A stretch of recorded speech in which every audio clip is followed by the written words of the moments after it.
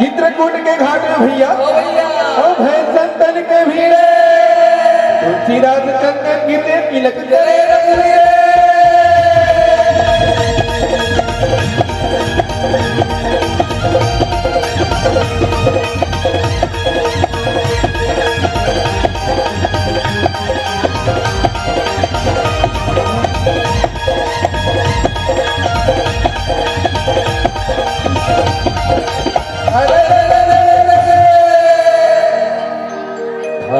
दुआरे अपन भैया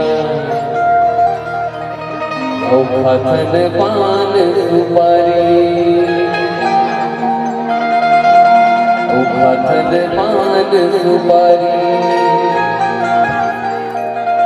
उलग छाया के नहीं कमन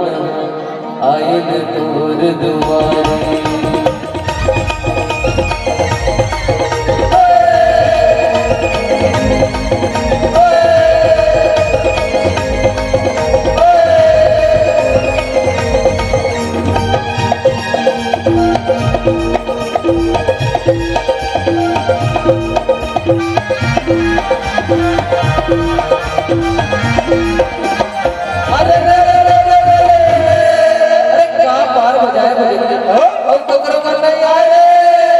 गहिरा पाला छोड़ के रोगो बत्ती बजाए ले